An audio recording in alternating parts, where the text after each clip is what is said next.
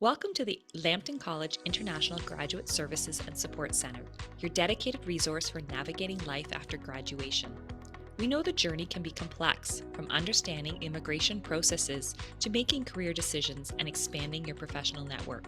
That's why we're here, to simplify these challenges and support your transition into Canadian life. At the International Graduate Services and Support Center, our mission extends beyond your academic achievements. We are here to facilitate your successful integration into the Canadian workforce and society. From career counseling to workshops on Canadian workplace culture and immigration support, our services are tailored to meet the unique needs of international graduates. We're committed to empowering you with the tools and knowledge necessary for success. Embrace the opportunity to connect with fellow graduates and professionals through our networking events and stay informed with our comprehensive webinars covering a range of topics crucial for your postgraduate success. Remember, the path to achieving your aspirations is a journey we undertake together. Ready to take the next step? Visit our website and join our supportive community. Remember to follow us on Instagram and on LinkedIn for upcoming immigration webinars, networking events, and much more. Together, let's make your postgraduate journey a success.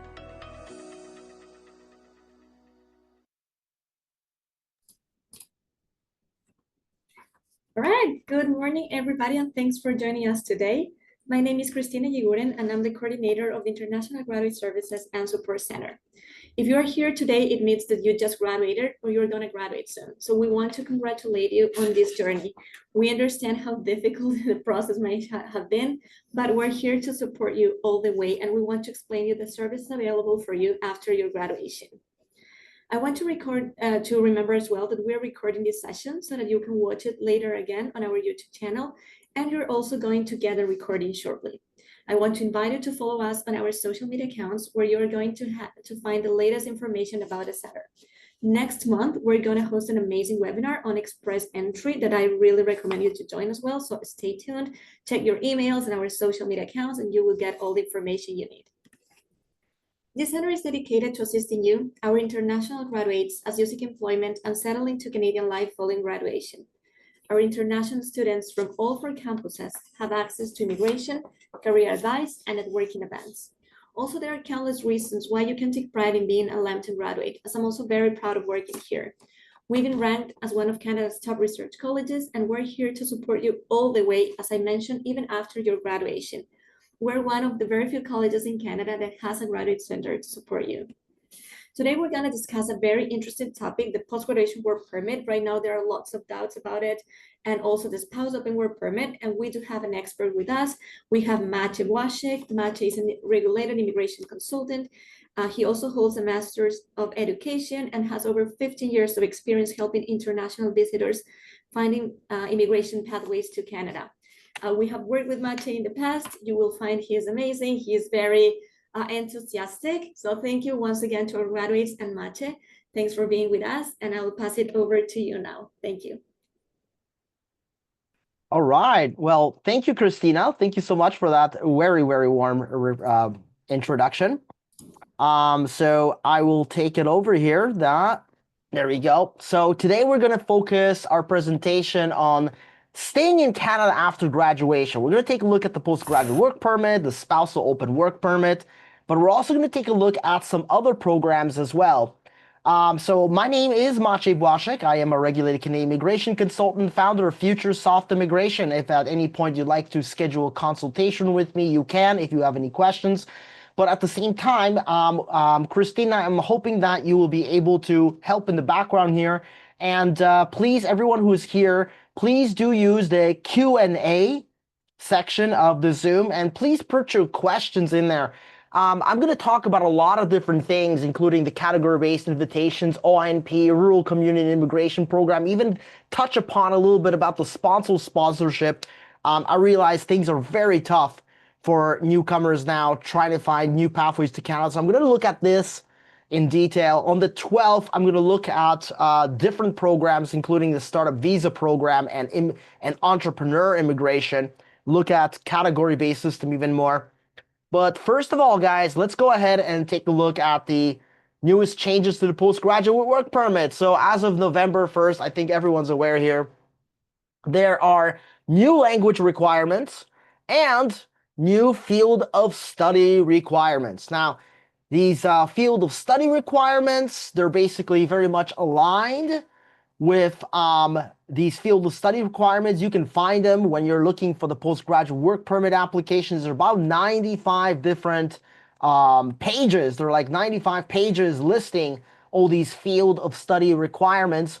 Now, for all PhD, master's, and bachelor's programs, they're all eligible. So if you did a bachelor's, master's, PhD, you don't have to worry. You could do a master's in anything, whether it's paranormal studies or anything else. But for other university college program, there are specific field of requirements. These are based on the Classification of Instruction Program Codes, the CIP, which was created in 2021. Again, as I mentioned, there were it's about 95 pages worth of these, so there's quite a lot of these.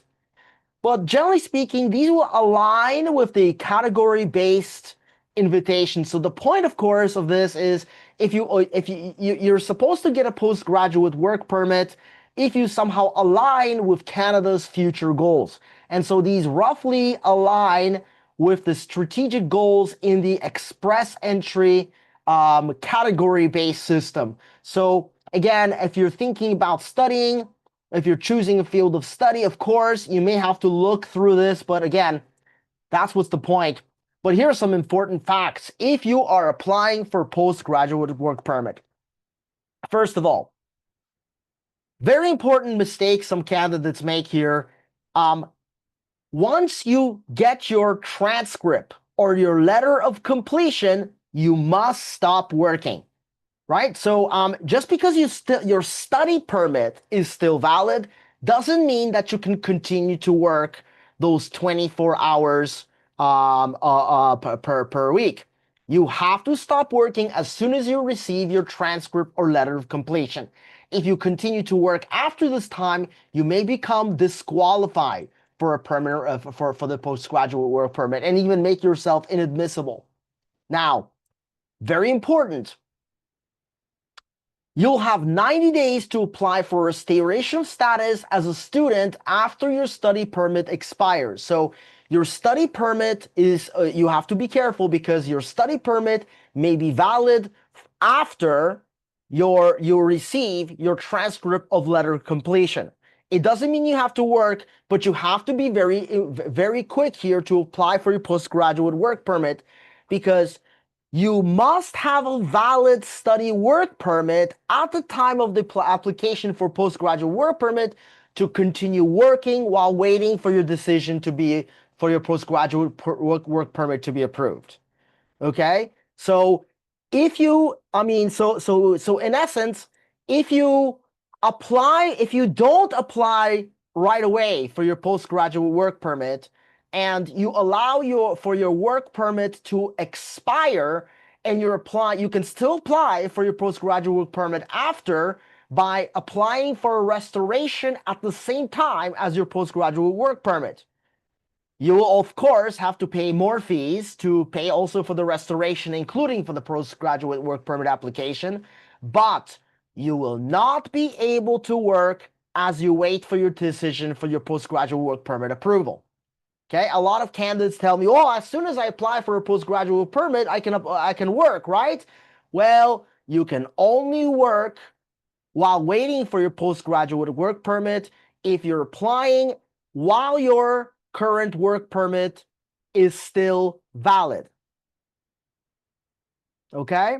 And again, if you let your work permit expire, a restoration will also take about 234 days.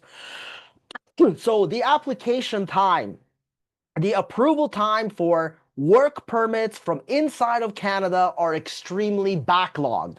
We're talking about all work permits, whether it's restoration, temporary work permits, postgraduate work permits, spousal work permits. The current processing time is 234 days or 6 to 8 months.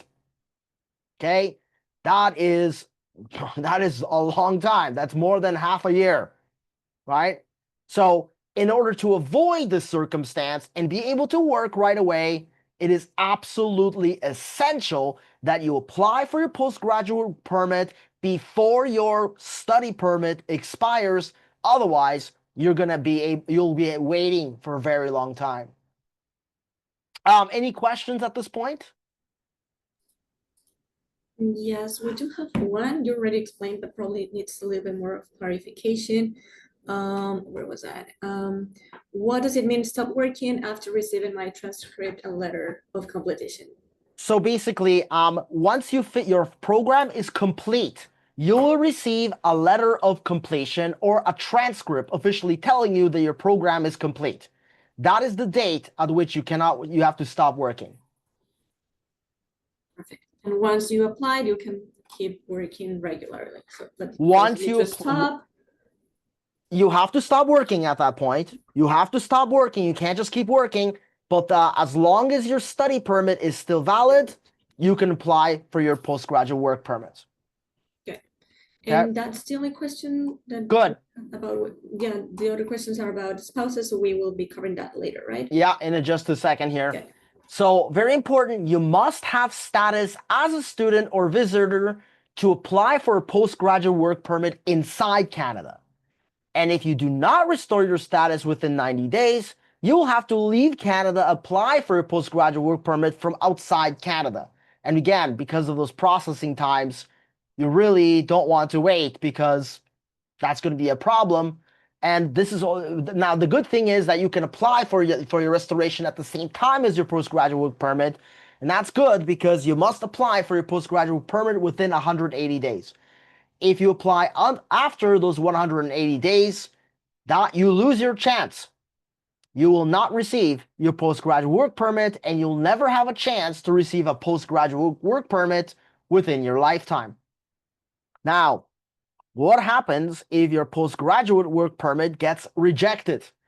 I've had, sadly, quite a few cases where some candidates either missed the deadline or didn't have their documents in time. For some reason, did not apply on time, did not get the right postgraduate work permit.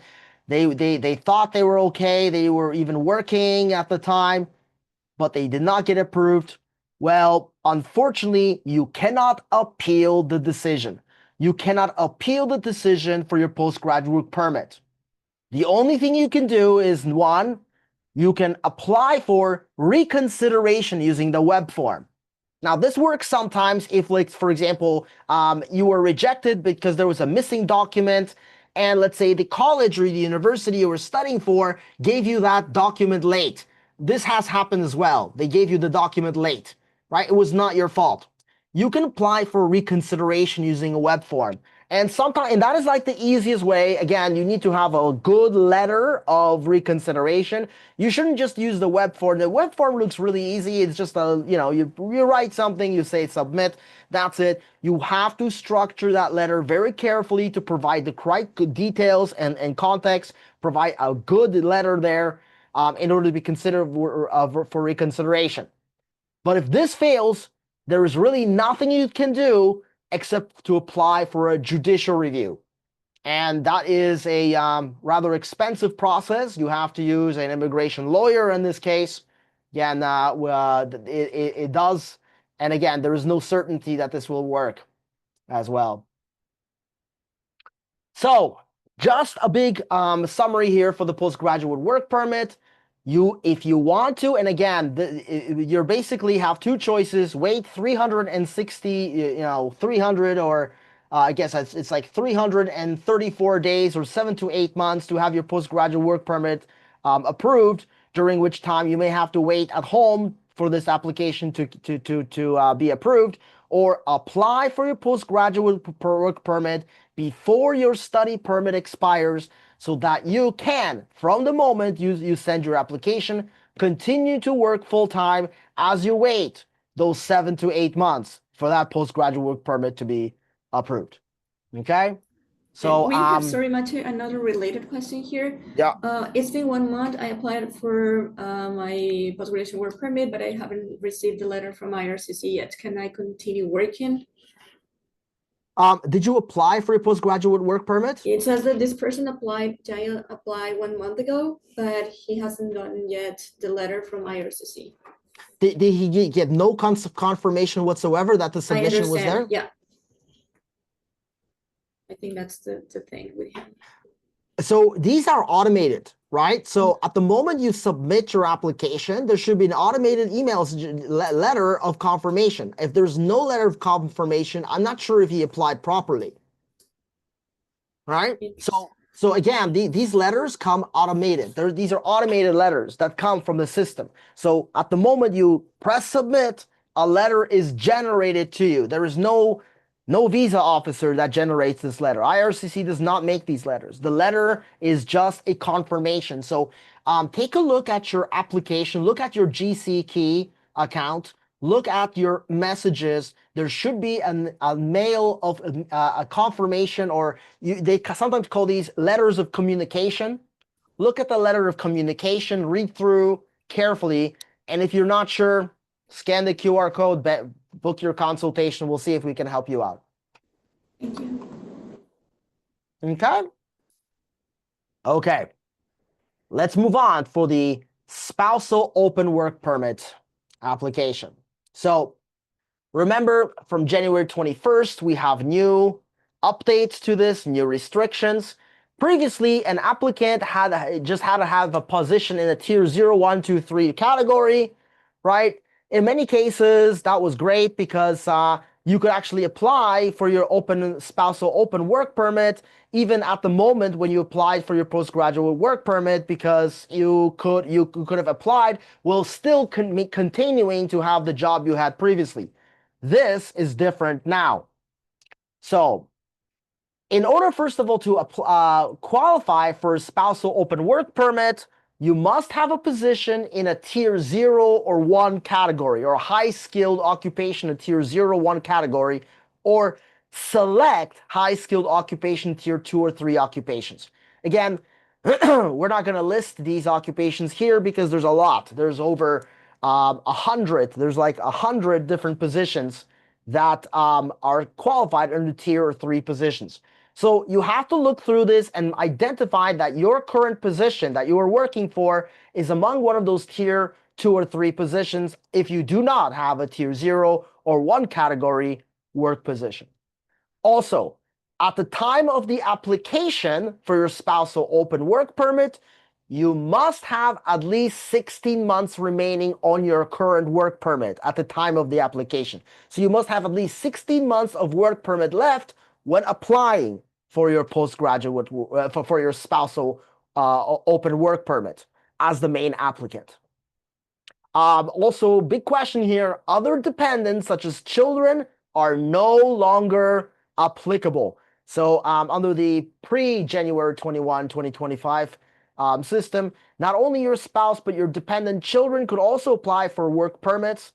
You know, if they were 16 years old or older, or basically qualifying to work either full-time or part-time in their particular province, they could also get a work permit. Not anymore. So that is a big change. Very important facts here, guys. So your previous spousal open work permit is valid until it expires. So it is not valid until it's not the same as with you as a student. If you were studying, you have to stop studying when you get your letter of completion. But if your spouse at the time had an open work permit, your spouse may continue to work as long as the work permit is valid. So it's the date on the work permit, right? But once the old spousal work permit expires, you must stop working. This has to do with everything, right?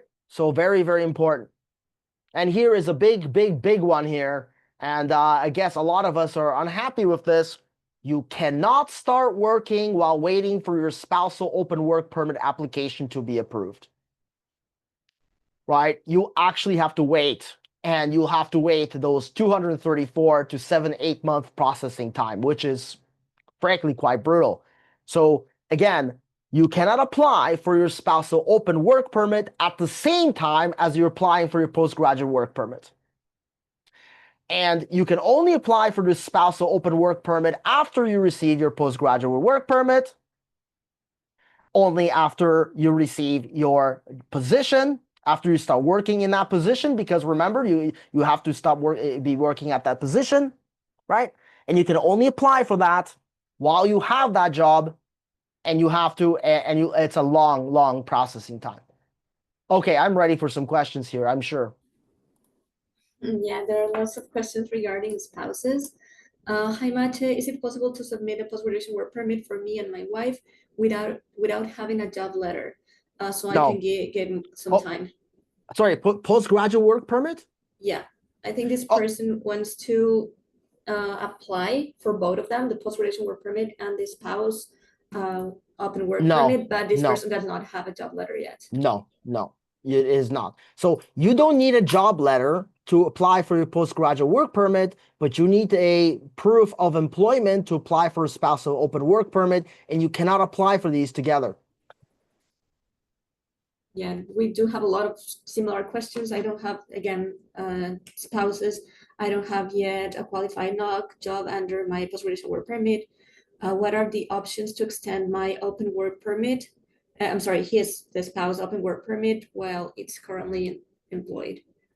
There may be, good question here, there may be ways to extend your previous open work permit if your previous open work permit was not expired.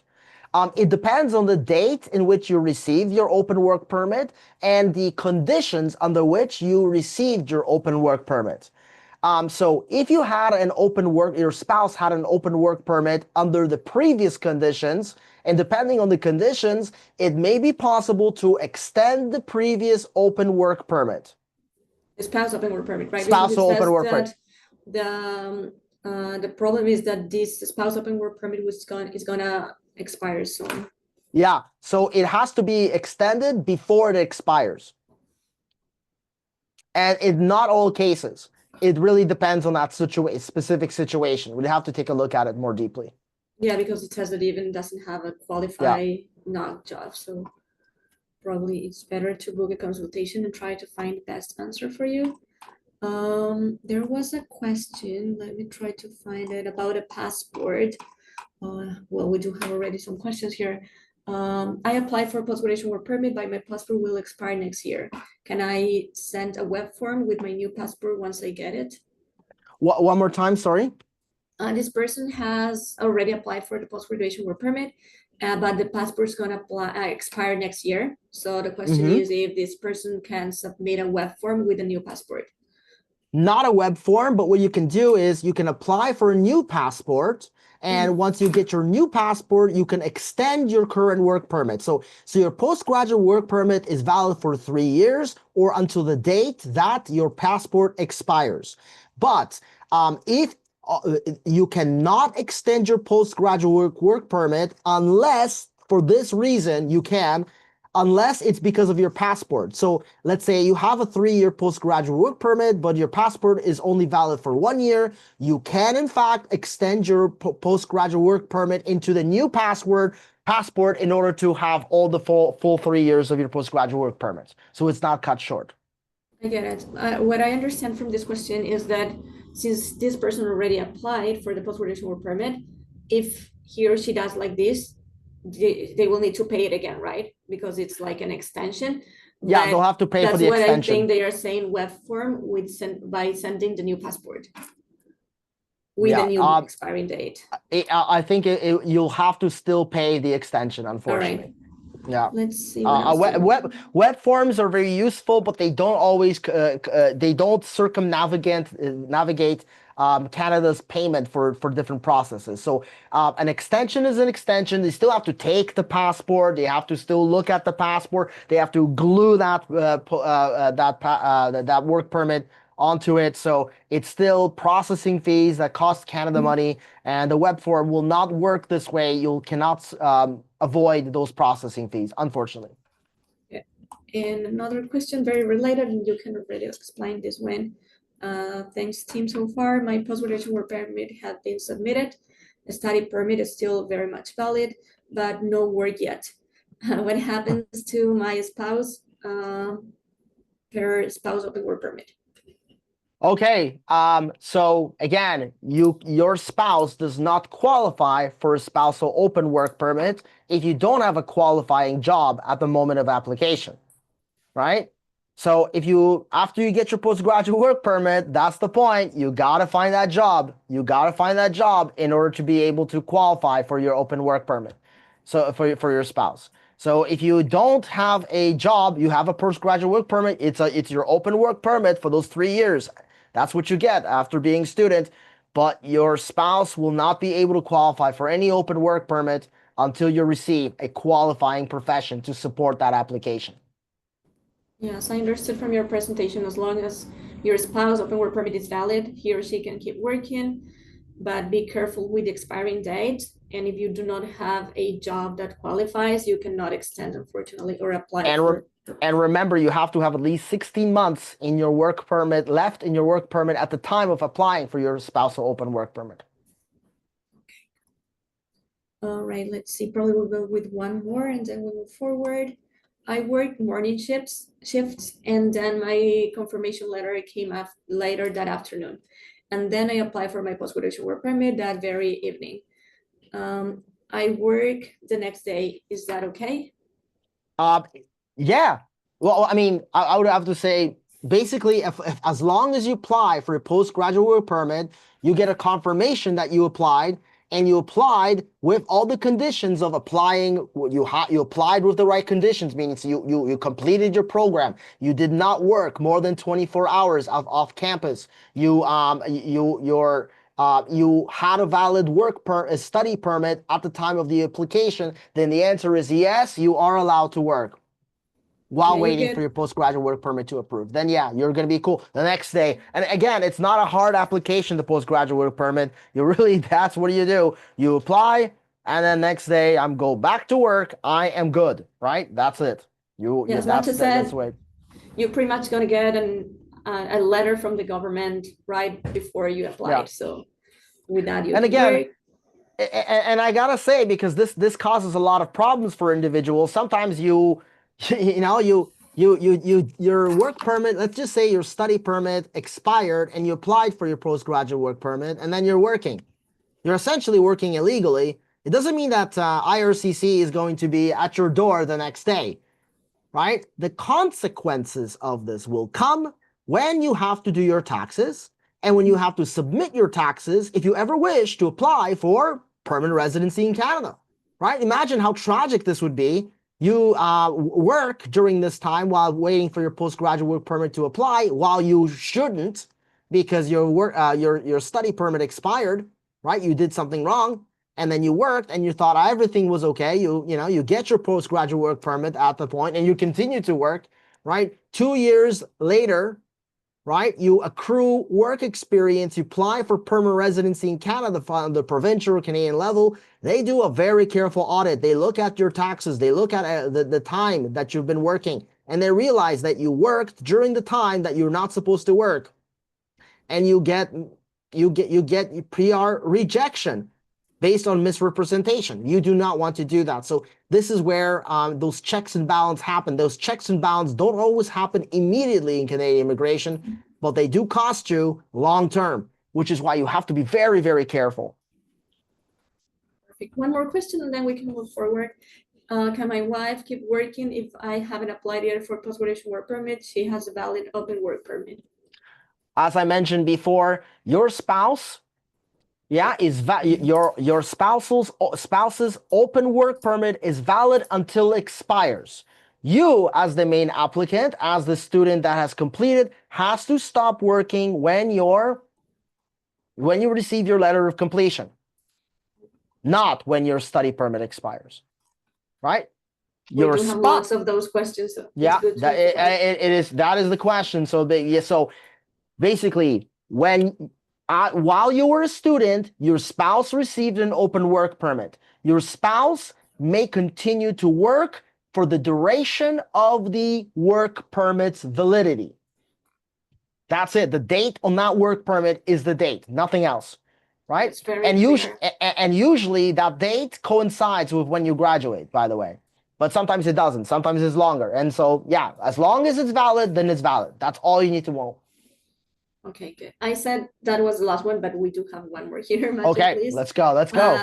Do I have to get a job offer as requirement for a post-graduation work permit? No. As long as you are single. I mean, no, that's the answer. Yeah. But probably we can No. explain a little So bit. again, for the postgraduate work permit requirements, there are field of study requirements in order to qualify for your postgraduate work permit. You receive a postgraduate permit not on the basis of the job you have or job you will have, it's on the basis of your work history, including how many hours you studied, what kind of program you studied. That's it. Not the job. You do not have to have a job offer. You can be completely unemployed and apply for a postgraduate work permit. In fact, you have to do that because in most cases you're not allowed to work unless you're applying with a study permit already, valid study permit already, as we mentioned before. So, Perfect. Good, thanks. okay, good. All right. Hopefully we answered questions. And I want to just kind of zip through. I want to get to the Q&A, but I think I want to zip through some things, maybe because these are really important questions. Because what's next, right? What's next? And so I want to talk a little bit about the current state of regular express entry for international graduates. I'm talking, of course, about the Canadian Experience class, right? So under Canadian Experience class, the last general PR invitation for Canadian Experience class, we had February was 521, not bad, 4,000 invitation. May 13 up to 547, 500 invitations. We're going to see some fluctuations here. And again, what's really important here is when we're thinking about the factors that create a high CRS score under Canadian Experience class, under Express Entry, there's really nothing you can do about your age. People just age, right? Language, right, is the one factor that you can most easily improve, right? Of all the things you can do, right? If you're trying to improve your overall CLB Express entry profile, language is one of the things you can improve the most flexibly. You can't change your age. You can't get younger. You can't change your foreign work experience. You're not going to go back to your own country to improve. You can certainly improve your work experience in Canada. You can certainly go back to school, but if you're in a postgraduate work permit, you don't want to go back to school because you'll never get a postgraduate work permit again, right? That's just the only one. But language is one thing you can definitely improve.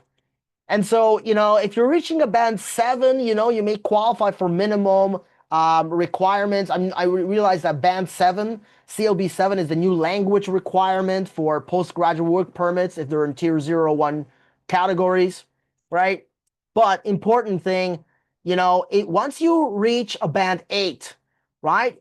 Or even band 9, you are getting a proportionally much higher score in your CRS score. Also, once you reach a CLB 9 in one of the Canadian languages, French or English, you receive a double score from your foreign work experience. This is huge. This is important. Okay, you receive a double score there, right? 10, you get a little bit higher too as well. Again, we have to think about the importance of French because when you get a higher score in French, you get a much higher CRS score, but also you qualify under the Francophone the French language proficiency category-based system. So under the French category-based system, it's still one of the most dominant category-based systems, right?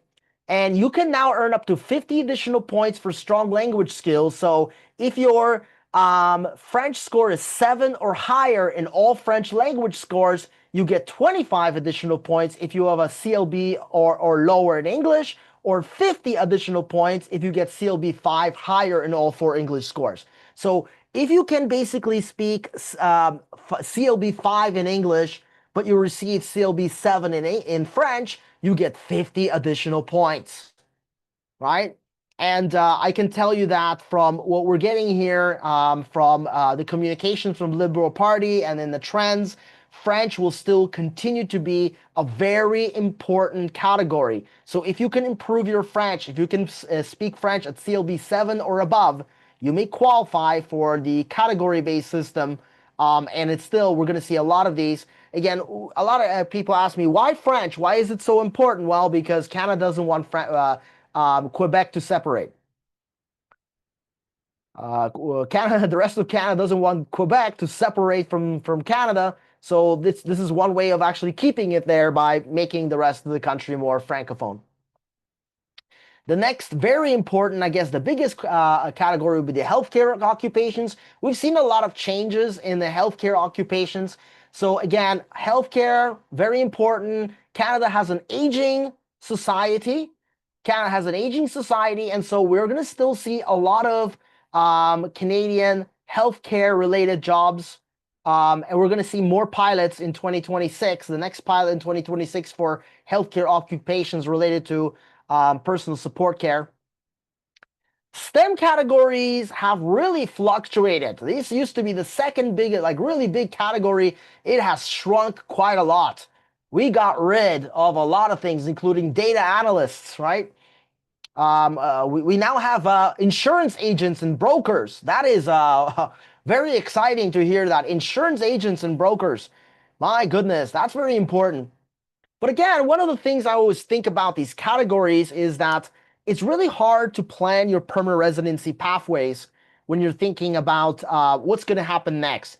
But with the STEMs, well, I want to read this letter from Mark Carney, our new Prime Minister of Canada. This is just an excerpt from a very important letter that Mark Carney announced about immigration and his economic plan. He says, at home, our long-standing weak productivity is straining government finances, making life less affordable for Canadian families, and threatening to undermine the sustainability of vital social programs on which Canadians rely. The new federal government has an immense responsibility to address these challenges head-on with focus, determination, and fundamentally different approaches to governing. The combination of the scale of this infrastructure build and the transformative nature of artificial intelligence will create opportunities for millions of Canadians to find new rewarding careers, providing they have timely access to education and training they need to develop the necessary skills. Government itself must become much more productive by deploying AI at scale, by focusing on results over spending, and by using scarce tax dollars to catalyze multiples of private investment. And again, when we're talking about priorities, one of the priorities for immigration is attracting the best talent in the world to build our economy while returning to our overall immigration rates to substantial levels. They do mean 1% here. This is a very good hint for us when we think about what's coming in STEMs, because AI is going to be big. If you, at this moment, you're considering maybe I can get some jobs that are in AI-related fields, this, even though it's not in the STEM categories, you got to be thinking about Canadian future. This is going to be a great pathway for immigration in the months and years to come. So you got to be thinking of these for these categories that they're always changing, they're always shifting, right? And they're really shrinking right now. They're getting rid of some of these. Some of these still stand the same. I've always said, my goodness, why not become a plumber?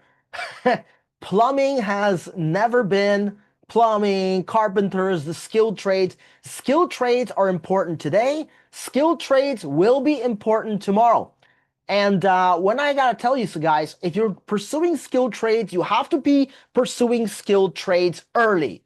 Because if you do, if you apply for skilled trades early, you can get through an an apprenticeship, and an apprenticeship usually takes between 6 months to a year and a half to complete. But if you can complete a apprenticeship program in a Canadian skilled trades company, you can receive a red seal. A red seal designation, which then allows you to apply for a certificate of qualification in the province that you're in. So with a red seal, the red seal industry jobs, the red seal trades, if you get a red seal certificate as a tradesperson, you can actually use that red seal to apply to any province or most provinces in Canada and receive a provincial certificate of qualification, which is worth CRS 50 points, which is huge now that the LMIA job offer is gone. For agriculture, it's still there. There's still just one, butchers, right? Great job for butchers, by the way. You can work as a butcher at Sobeys or Metro or anything else, and you can get your fast pace to immigration to Canada. Education is the newest category, right? Early childhood education, elementary school and kindergarten teachers, right? Again, you do need to have the certification. It is difficult to get the right certification for secondary school, elementary school, teachers. Early childhood education, it's a 1-year program, 1 to 2 year program. So if you did study early childhood education, you get into this program, you're on the right track as well. I don't want to talk too much because I want to talk a little bit of other things, but are there any questions about category-based invitations?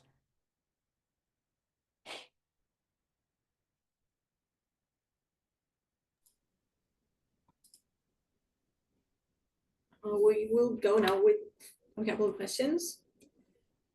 Okay, no questions. I mean, there are 32 questions. We still need to answer. I don't know if we want to answer them now or okay, we'll answer the. I'm gonna go fly through this. I'm gonna go 7 more minutes here and give it the last 10 minutes here. So the ONP, if you're in the province of Ontario, right? You might want to apply for express entry under OINT. There are, of course, two kinds of programs, the express entry based on the human capital stream.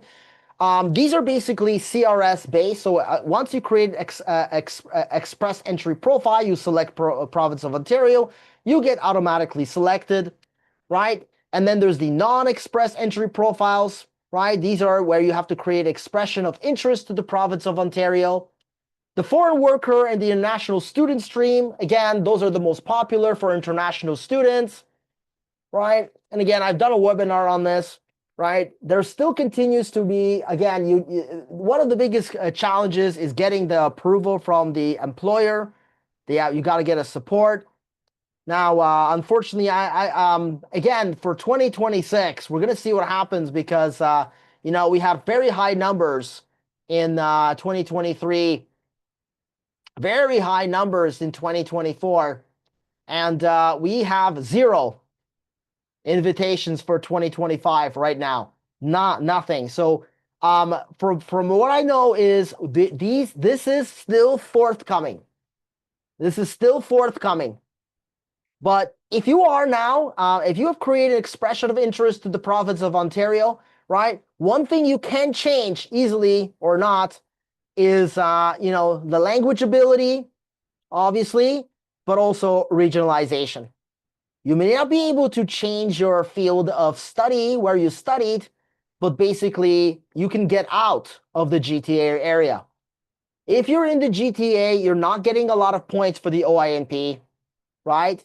But you can still continue to live in Ontario because even if you're living in the GTA, but you're working remotely in Northern Ontario, you're getting 10 points for getting your job in Northern Ontario. Again, we're not really sure what's going to happen here. We have not had invitation for general invitation since March 12, 2024. We're still waiting for things to happen. So again, regionalization is going to be important. If you're looking to improve your score or your chances for improving your chances of getting invited, I would say get out of the GTA and go to Northern Ontario. Go to places like Timmins, right? They have a lot of in-priority jobs, or Thunder Bay, or Sault Ste. Marie. These are great cities that have a lot of jobs. They have a lot of job needs. And you'll be able to qualify for the Rural Community Immigration Pilot, which is still open, right?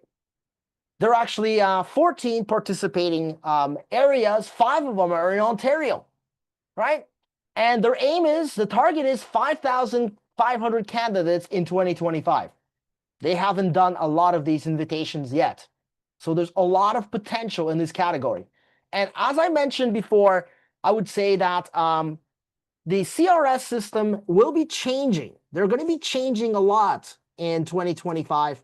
And one of the things I'm going to be predicting is that you will be able to gain CRS points based on regionalization, based on which part of Canada you're actually working in.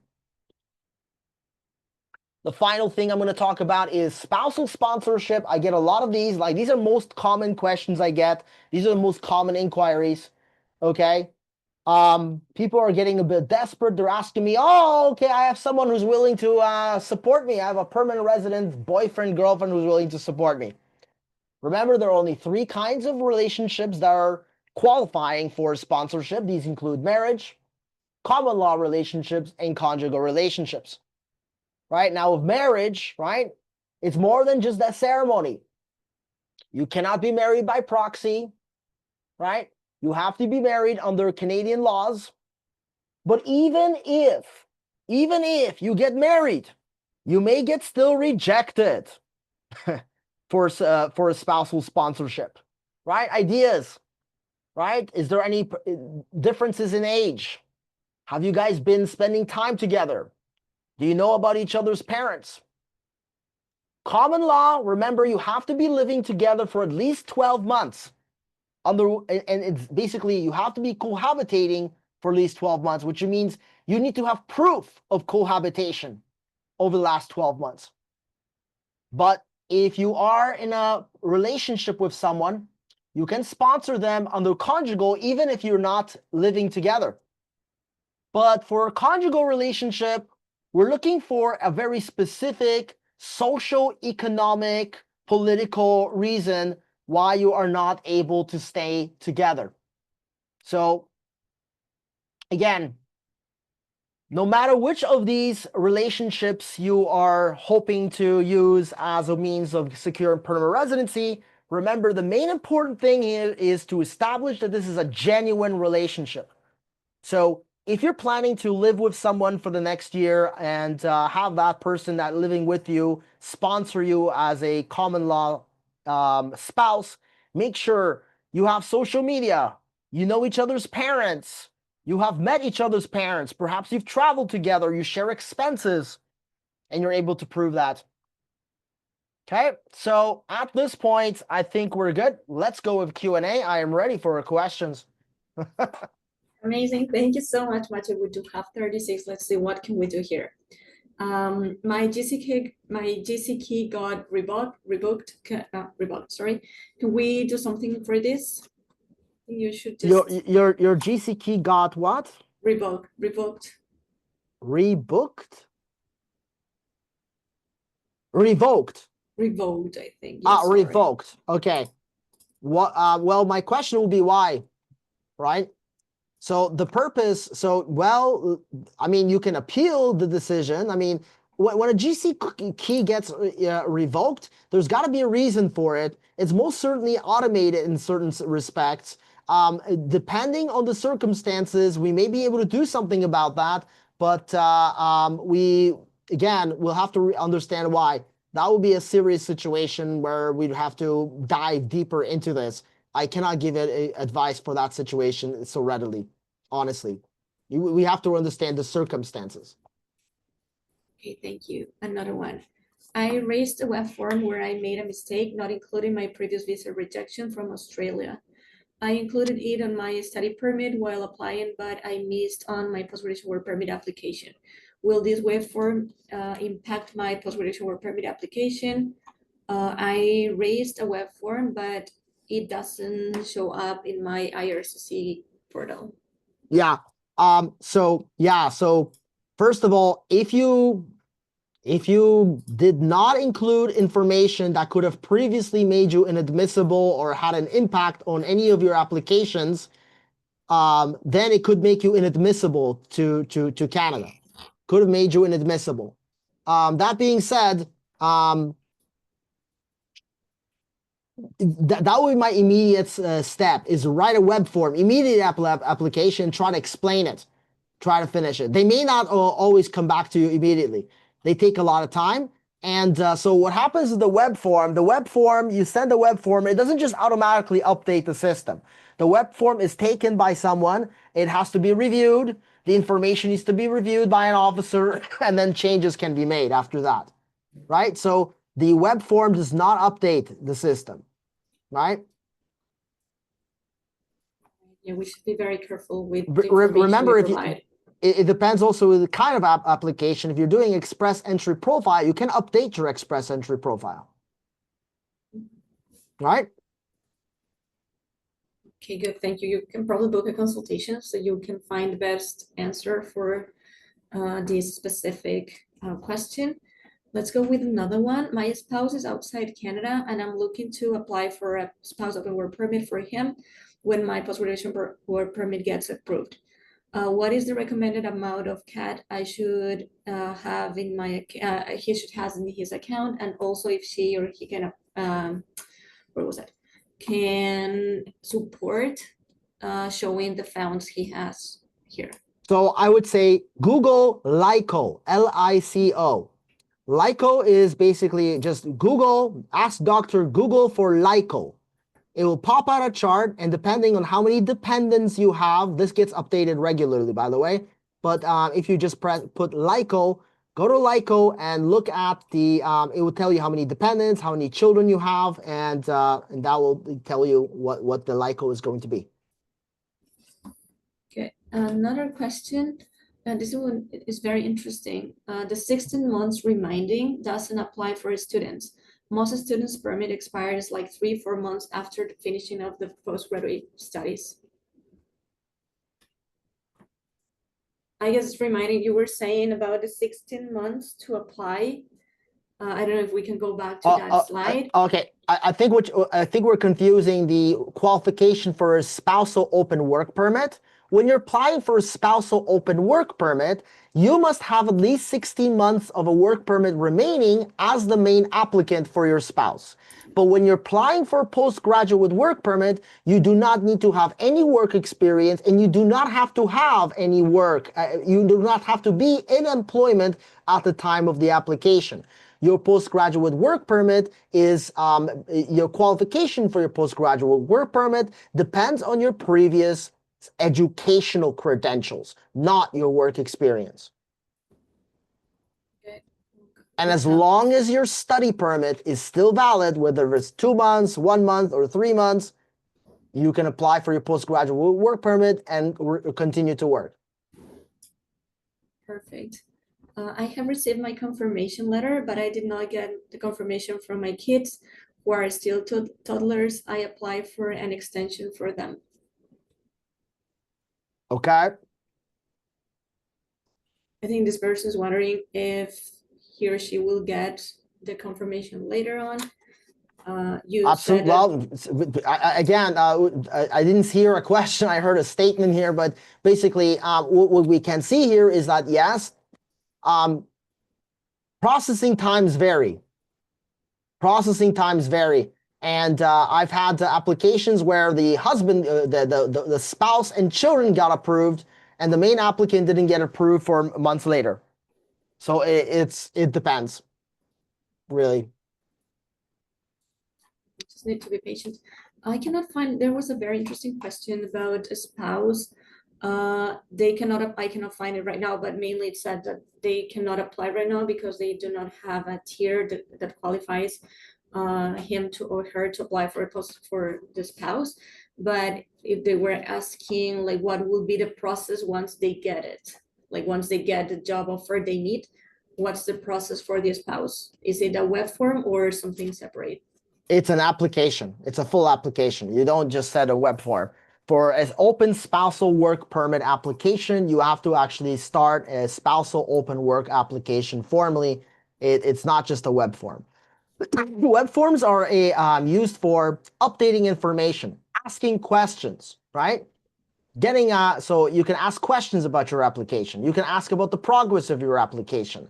You can update if there are ever mistakes. You can also ask for reconsideration. For example, if you're asking for reconsideration, if your postgraduate work permit was denied, again, you cannot appeal You cannot appeal immigration decisions from inside Canada.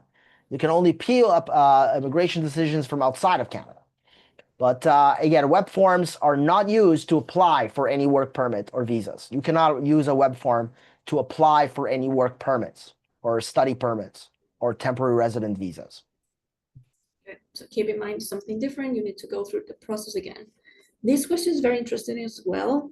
Can I apply for reconsideration of my spouse open work permit file, which got rejected on July 2024 before the rules changed? In most cases, yeah, you cannot appeal the decision again, but you can write you can use the web form for reconsideration. Again, reconsiderations, they look so simple because it's a little web form. You can just go boo, hey, done, that's it, done. 5 minutes, you have. Do this carefully, right? Do this carefully. Again, you have to get all the facts of the case. For any time you're applying for reconsideration of the decision, for any decision you want, you need to very carefully look at the cases. You need to look at Canadian law. You need to look at IRPA. You need to look at the documentation. You have to make sure that even though you're applying through this web form, which will allow you to write a couple sentences or a full email, you want to write a carefully structured, supported, well-documented, right, carefully researched letter of reconsideration when submitting a reconsideration through the web form. And if the web form will not help you in that respect, again, my other option would be to do an ATIP. That is, by doing an ATIP, you basically can see exactly what the reasons were for the rejection for the spousal open work permit, right? You could try applying again, or you could try doing a judicial review. Again, it depends on why you got rejected. Perfect. Another question here. What happens if I want to apply for my children and I have to wait for my work permit to be approved, but my study permit has expired? Under what status would I be applying for my children? What do you mean applying for your children? What program are you applying for your children will be the question. Because remember, your children no longer, as of January 21st, your children, your dependents no longer apply, you no longer qualify for an open work permit. Only the spouse will apply for an open work permit. Your children will no longer qualify for an open work permit on the basis of a postgraduate work permit, unfortunately. But they can continue to stay as temporary residents. You can apply for a study permit.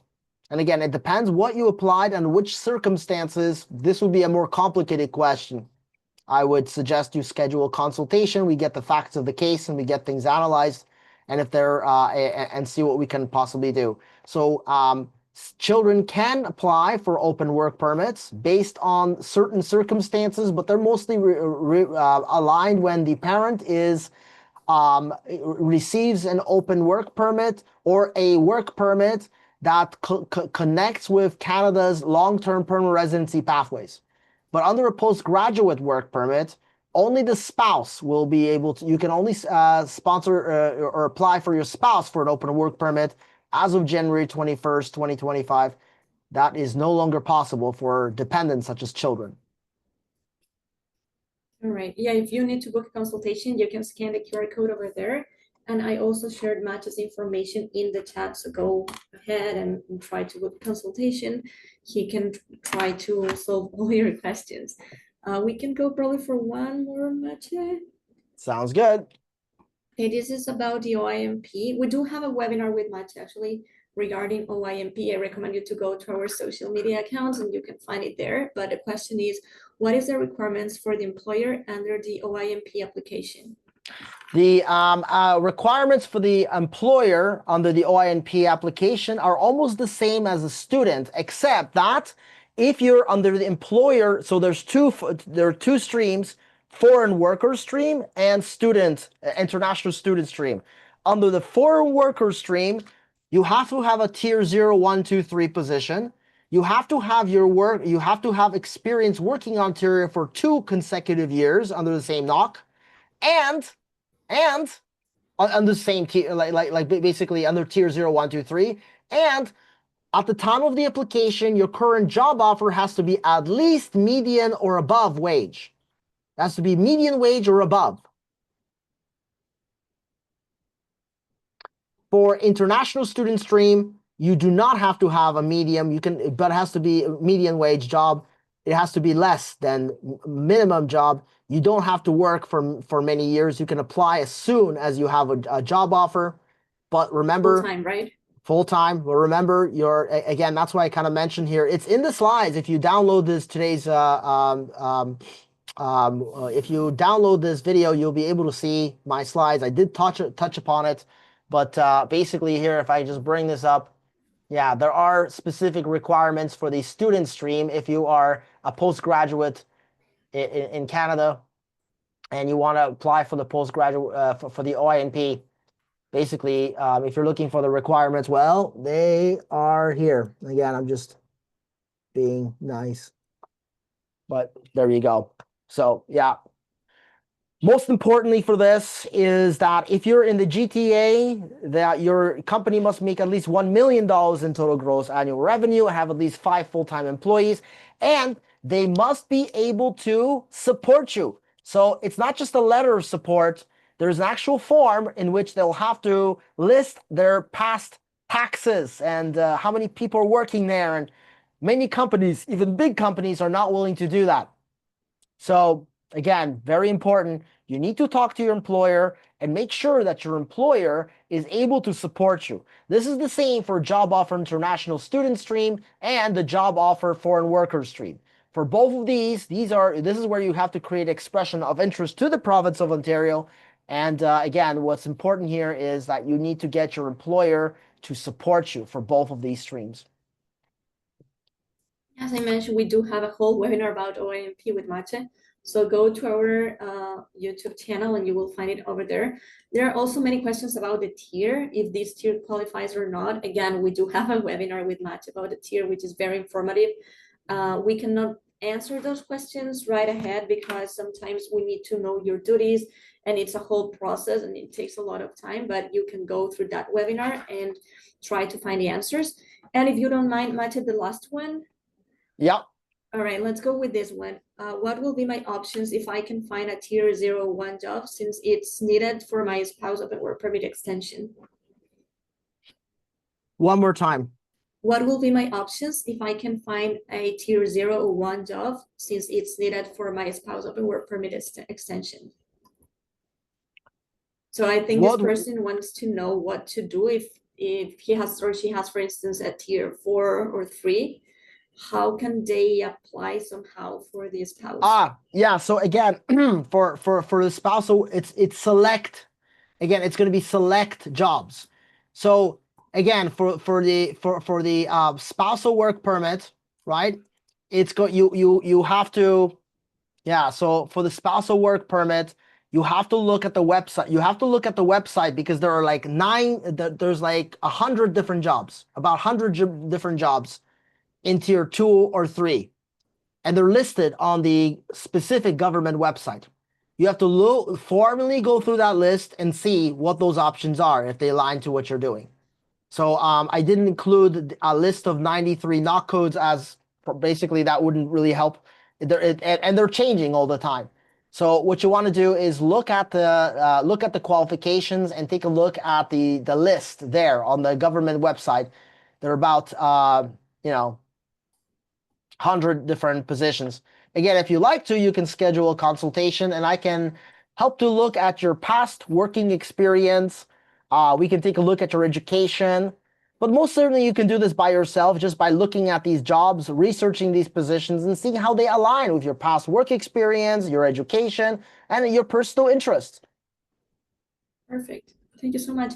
I'm looking that here we do have a lot of questions we already covered through the webinar. So you will get the recording and you can review all this information. And if still you need more support, you can book a consultation with Mache. We're going to have the same webinar in the afternoon. So I'm sorry if we couldn't answer your questions. We do have 44 that we couldn't go through it, but we hope at least we gave you a general idea about the post-graduation work permit. That was the purpose of this webinar, and the spouse open work permit, how to do. or how to apply. And again, join us in the afternoon. You will just need to register again because it's going to be another link, but we would love to see you there. And we're going to conclude for now. So I want to thank you all. Thanks, Mache, a lot for your information, for always being so supportive with our students, and thanks to our graduates. Thank you very much, Christina. It's a pleasure to be here. Hopefully this was helpful for everyone, and good luck to everyone. Good luck, everybody, and see you in the afternoon if you wish. Thank you so much, and take care. Take care. Bye-bye. Bye-bye.